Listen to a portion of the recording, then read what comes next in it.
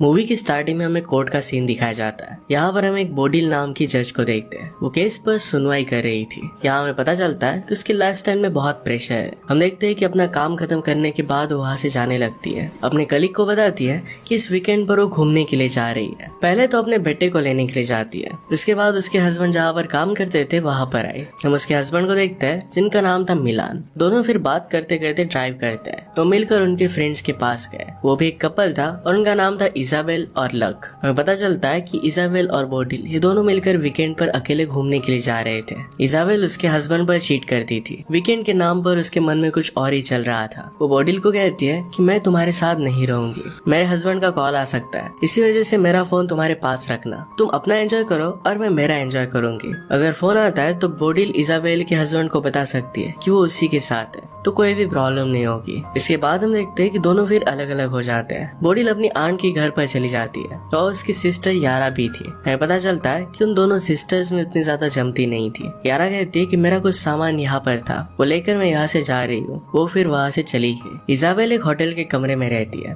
वहाँ पर वो बहुत एंजॉय करती है। बोडिल की कॉन्फ्रेंस थी और वो वहाँ पर गए। वहाँ पर वो अपने और इजाबेल दोनों के मोबाइल से फोटो खींचकर मिलान और लक को भेज देती है ताकि उनको लगे कि वो साथ साथ है। यहाँ पर प्रेजेंटेशन शुरू होता है। वहाँ पर हमारा और एक मेन कैरेक्टर जिसका नाम था सैमुअल ये प्रेजेंटेशन दे रहा था। बोडिल उसकी प्रेजेंटेशन से काफी इम्प्रेस थे। जब वो प्रेजेंटेशन दे रहा था तो बीच बीच में बोडिल का फोन बजता है। इससे सैमुअल की नजर उस पर पड़ती है। प्रेजेंटेशन के बाद हम देखते हैं कि सैमुअल और बोडिल एक दूसरे से बात करने लग गए थे। दोनों के बीच में एक अच्छी बॉन्डिंग हो जाती है। इसके बाद वो दोनों बोट राइडिंग के लिए जाते हैं। बोडिल फिर उसे अपने घर पर लेकर गए। एक दूसरे के साथ वो इंटीमेट होते हैं और बहुत सारा टाइम अच्छे से स्पेंड करते हैं। दूसरी तरफ हम देखते हैं कि इजाबेल भी एक बार में जाती है और वहाँ पर एंजॉय कर रही थी। वहाँ पर एक आदमी को पैसे देती है। ये पैसे उसने किस लिए दिए थे इसका राज हमें मूवी में आगे पता चलेगा। दूसरी तरफ हम देखते हैं कि बोडिल अपने घर पर आने के बाद फिर से फोटोज क्लिक करती है, अपने हस्बैंड मिलान और लक को भेज देती है। अगली सुबह हम देखते हैं कि बोडिल को लक का कॉल आता है। बोडिल ने फोन उठाया और लक को कहती है कि इजाबेल नहाने के लिए गई है। लक उससे कहता है कि उसका पैर टूट गया है। वो चाहता था कि इजाबेल जल्दी से घर पर आ जाए, उसका ख्याल रखे। उसने उसकी प्लेन की टिकट भी बुक कर दिए थे। बोडिल फिर इजाबेल को कॉल करती है। एक्चुअल में इजाबेल के पास और एक फोन था, इसका नंबर सिर्फ बोडिल के पास था। बोडिल उसे बता देती है कि तुम्हारे हस्बैंड के पैर पर चोट लग गई है, जल्दी से घर के लिए निकलो। इजाबेल उससे कहती है कि मेरा फोन तुम्हारे पास है, तुम्हारे घर आकर मैं उसे लेकर जाऊंगी। बोडिल कहती है कि मेरे पास कोई और प्लान है, लेकिन घर पर तुम्हारा फोन मैं टेबल पर छोड़ दूंगी, तुम आकर लेकर जाना। इजाबेल इसके लिए मान जाती है। इसके बाद बोडिल और सैमुअल दोनों बीच पर चले जाते हैं। वो मिलकर बहुत मजे करते हैं। ये सब बोडिल तो एंजॉय कर रही थी पर उसे याद आता है कि वो शादीशुदा है। वो सैमुअल को क्लियर कर देती है, कहती है कि हम दोनों एक साथ हैं। इसका मतलब ये नहीं कि मैं तुमसे प्यार करने लग गई हूँ, मेरा हस्बैंड है और मेरी एक पूरी अलग जिंदगी है। आज के बाद हम दोनों के बीच में कोई रिलेशनशिप नहीं रहेगी, तुम अपने रास्ते चले जाओगे और मैं मेरे रास्ते। इस बात पर सैमुअल थोड़ा सा उदास होकर वहाँ से चला जाता है। इसके बाद बोडिल जब अपने घर पर आती है तो देखती है तो वहाँ पर बहुत सारा खून गिरा हुआ था, घर का सारा सामान बिखरा हुआ है। वहाँ पर वो इजाबेल की बैग देखती है तो काफी डर जाती है। डायरेक्टली पुलिस को कॉल करती है। जब पुलिस आते हैं तो बोडिल के साथ पूछताछ करने लगते हैं। बोडिल झूठ कहती है कि इजाबेल और वो साथ में ही थे, लेकिन कुछ काम से वो बाहर चली गई थी। जैसे ही घर पर आए तो ये सब देखा। पुलिस यहाँ से ब्लड सैंपल वगैरह इकट्ठा कर चले जाते हैं। पुलिस के जाने के बाद बोडिल मिलान को कॉल कर बुला लेती है, कहती कि तुम लक को भी लेकर आना। बोडिल वही होटल में जाता है जहाँ पर वो रुकी थी ताकि वहाँ से कुछ इन्फॉर्मेशन निकाल पाए। वहाँ उसे कुछ भी पता नहीं चलता। इसके बाद उसे बाहर में बुलाती है जहाँ पर वो गई हुई थी। वो बहुत परेशान हो जाती है क्योंकि अगर इजाबेल का पता नहीं चला तो सारा शक उसी पर आएगा। शाम को मिलान और लक आ जाते हैं। अगले दिन जब पुलिस आए तो सबको बताते हैं कि हमने ब्लड सैंपल की जांच की थी, हमें पता चला कि ब्लड इजाबेल का नहीं है। जब हमने उसका फोन ट्रेस किया तो हमें पता चला कि उसका फोन पूरे दिन भर घर पर ही था। यहाँ पर बोडिल कहती है कि हम दोनों का फोन एक ही जगह पर था, मैं अपने फ्रेंड सैमुअल के साथ घूमने के लिए गई थी, आप अगर चाहो तो उससे पूछ सकते हो, इस सब में मेरा कुछ हाथ नहीं है। यहाँ पर अभी भी बोडिल ने सच्चाई बताई नहीं थी। थोड़ी देर बाद अपने हस्बैंड को सच्चाई बता देती है कि इजाबेल होटल में रुकी थी। अगले दिन बोडिल को कॉल आता है और वो सब लोग पुलिस स्टेशन पहुंच जाते हैं। पुलिस उन्हें बताती है कि उन्हें कातिल का फोन मिला है। उसके फोन में एक फोटो थी, इसमें इजाबेल की डेड बॉडी है। डेड बॉडी को देखकर ऐसा लगता है कि किसी ने उसके गले पर एक वायर लगाकर उसे मार दिया।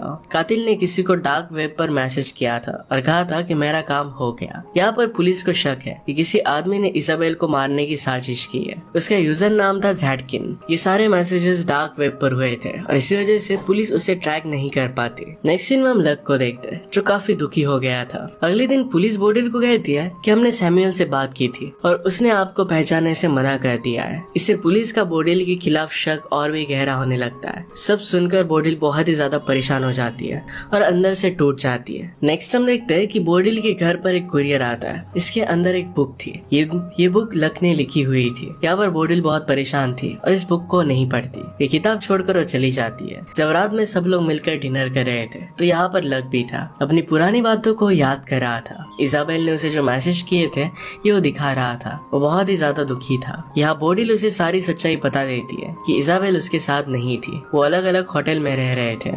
अगले सीन में हम देखते हैं कि बोडिल ने न्यू लॉयर हायर किया था। वो लॉयर को सारी सच्चाई बता देती है। वहाँ पर लॉयर उसे कहता है, देखो अगर तुमने अपना बयान बदला तो पुलिस तुम पर ही शक करेगी और झूठी गवाही देने के केस में तुम्हें जेल में डाल देगी। पर इस बार बोडिल ने डिसाइड कर लिया था कि पुलिस को सब कुछ सच सच वो बता देगी और ऐसा ही करती है। पुलिस ऑफिसर ये सुनकर काफी गुस्सा हो जाती है। पुलिस उसे कहती है कि हमारा सारा शक अब तुम पर ही है। क्या तुम्हें पता है कि अपना बयान बदलना कानूनी जुर्म है? बोडिल कहती है कि मैंने जो भी कहा ये सब कुछ सच है। रात को जब बोडिल सो रही थी तो वहाँ पर लक आ जाता है। उसे कहता है कि तुम अफेयर करती हो और खुद के जुर्म छुपाने के लिए मेरी वाइफ को बदनाम कर रही हो। लक बहुत ही दुखी था। वो कहता है कि मैं मेरी वाइफ से बहुत प्यार करता था और उसकी जाने की वजह सिर्फ तुम हो। बोडिल बहुत डर जाती है लेकिन मिलान उसे लेकर जाता है। वो उसे कहता है कि लक अपनी सही हालत में नहीं है। वो बहुत ज्यादा दुखी है। वो जो भी कह रहा है इसे दिल पर मत लेना। वो धीरे धीरे ठीक हो जाएगा। अगले दिन इंटरनेट पर वो सर्च करती है कि सैमुअल कहाँ पर पढ़ाता है। एड्रेस मिलने के बाद वो सैमुअल को मिलने के लिए गई। उससे पूछती है आखिर में तुमने ऐसा किया क्यों? अपने बयान को तुमने बदल क्यों दिया? तुम्हारे बयान की वजह से बुरी तरीके से मैं फंस चुकी हूँ। सैमुअल ने कहा कि तुमने ही कहा था कि बाद में हम दोनों एक दूसरे के साथ नहीं है। जैसा तुमने कहा था मैंने वैसा ही किया। अगर तुम चाहो तो मैं पुलिस को सच सच बता सकता हूँ। इतने में वहाँ पर बोडिल के पास पुलिस का कॉल आता है। जब बोडिल पुलिस के पास पहुँचती है तो पुलिस उसे एक वीडियो दिखाती है। वीडियो के अंदर हमें पता चलता है कि इजाबेल और एक लड़की है। दोनों ऑफिस में इंटीमेट हो रहे थे।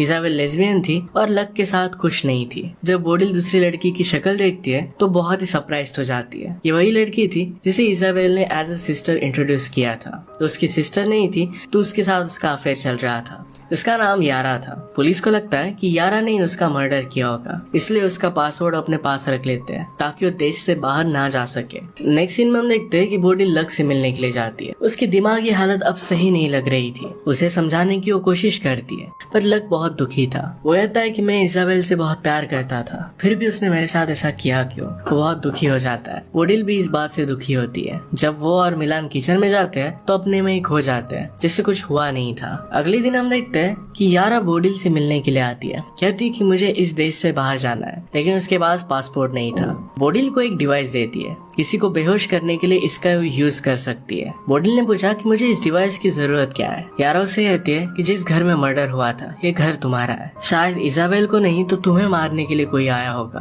तुम्हें अपने खुद का ख्याल रखना चाहिए। बोडिल को ये बात सच लगती है। उसे लगने लगता है कि उसके जान के पीछे कोई है। वो डिवाइस अपने साथ रख लेती है। इसके बाद उसे हमेशा लगने लगता है कि उसके जान के पीछे कोई है। वो डिस्टर्ब हो जाती है और बहुत सारी दवाइयां भी लेती है। जब शाम को बोडिल को उसके बेटे का कॉल आता है। वो कहता है कि उसे किसी प्रोजेक्ट के लिए कुछ फाइल्स की जरूरत है तो पापा के लैपटॉप में देखो। जब फाइल्स ढूंढने के लिए बोडिल ने अपने हस्बैंड का लैपटॉप देखा तो उस लैपटॉप में एक उसे वीडियो मिलता है। ये उसका खुद का था। यहाँ पर पता चलता है कि घर का सीसीटीवी कैमरा उसने लैपटॉप पर अटैच किया है। इसमें बोडिल और सैमुअल की सारी अच्छी बातें थी। साथ में पिछले कुछ टाइम की वीडियो भी थी। इसमें वो जिसके साथ इंटीमेट हो रही थी इसके वीडियोस थे। उसे पता चलता है कि मिलान काफी समय से उस पर नजर रख रहा है। शायद उसने सैमुअल के साथ वो इंटीमेट हुई थी ये वीडियो भी देख ली हो। उसे लगता है कि उसके पति ने ही सब कुछ किया हुआ है। वही उसे मारना चाहता है। ये सब देखने के बाद उसे अपने बेगुनाही साबित करने की अपॉर्चुनिटी मिलती है। वो लैपटॉप लेकर तुरंत ही पुलिस के पास पहुंच जाती है ताकि वो बता सके कि जब मर्डर हुआ था तो वो सैमुअल के साथ थी। जैसे वो लैपटॉप ओपन करती है तो देखती है तो सारी वीडियोस किसी ने डिलीट कर दी थी। वो डर जाती है और पुलिस के सामने कहने लग जाती है कि प्लीज मुझे अरेस्ट कर लो, मेरी जान को खतरा है, कोई मुझे मारना चाहता है। पुलिस कहते हैं कि इस तरीके से हम तुम्हें अरेस्ट नहीं कर सकते।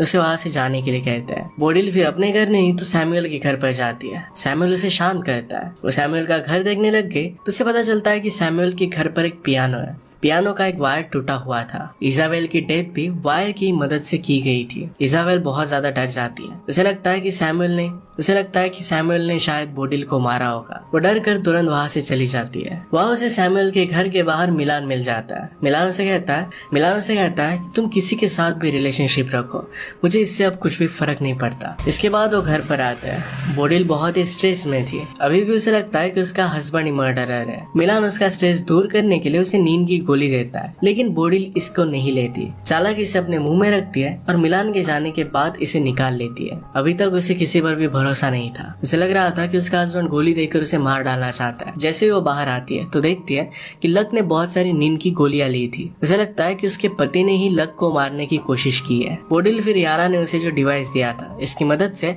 अपने हस्बैंड को बेहोश कर देती है। पुलिस को फिर फोन करने के लिए जाती है। उसे लगता है कि उसके हस्बैंड ने सब कुछ किया है। मिलान उसे समझाने की कोशिश करता है कि उसने ये सब नहीं किया, पर उसकी बात नहीं सुनती। उसे वहाँ पर एक बुक मिलती है जो लक ने लिखी थी। लक अपनी किताब जैड के नाम से लिखता था। बोडिल को याद आता है कि जिस यूजर ने डार्क वेब पर किसी को मारने का कॉन्ट्रैक्ट दिया था उसका यूजर नेम जैड नहीं था। इसका मतलब है लक ने सब कुछ किया है। तभी वहाँ पर लक आ गया। वो बोडिल से कहता है मेरी बीवी की जगह पर तुम वहाँ पर होनी चाहिए थी। जो भी हुआ उसकी जिम्मेदार सिर्फ तुम ही हो। मैं तुम्हें नहीं छोड़ूंगा।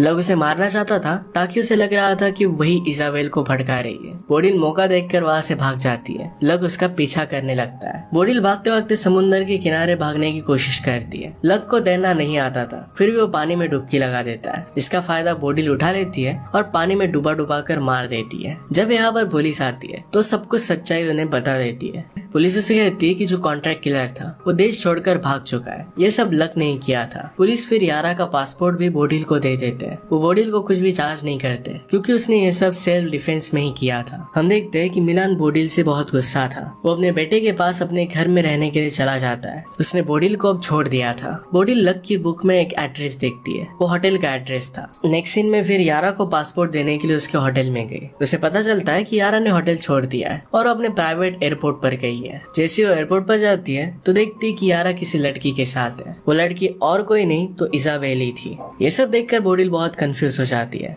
यारा और इजाबेल फिर मिलकर पूरी कहानी उसे बताती है। इजाबेल उसे बताती है कि एक दिन जब मैंने लक का लैपटॉप चेक किया था तो लक ने तुम्हें मारने के लिए $20,000 दिए थे। इजाबेल को डार्क नाइट का कातिल अब पता चल चुका था तो उसने दुगनी कीमत देकर उस आदमी को कहा कि देश छोड़कर चले जा। उसने फिर यारा से मिलकर साजिश रची। उन्होंने जानबूझकर एक झूठी मर्डर मिस्ट्री क्रिएट की ताकि लक से वो छुटकारा पा सके। उन्होंने सारी फेक फोटोज निकाली थी ताकि पुलिस को लग सके कि इजाबेल की डेथ हो चुकी है। डार्क नाइट की आईडी भी उन्होंने ही क्रिएट की थी। बोडिल के घर पर पार्सल भी उन्होंने ही सेंड किया था ताकि बोडिल जब इसे पढ़े तो पुलिस को सब कुछ बता दे। उन्हें पता था कि अगर उन्होंने बोडिल को सब कुछ पहले ही बता दिया तो उनका साथ नहीं देगी क्योंकि वो जज है और उसे हमेशा लीगल चीजें अच्छी लगती थी। बोडिल फिर यारा को उसका पासपोर्ट दे देती है। वो प्लेन में बैठकर चली जाती है। हम देखते हैं कि बोडिल को सैमुअल का कॉल आता है। वो उसे लाइक करती ही थी तो उसी के पास चले जाती है।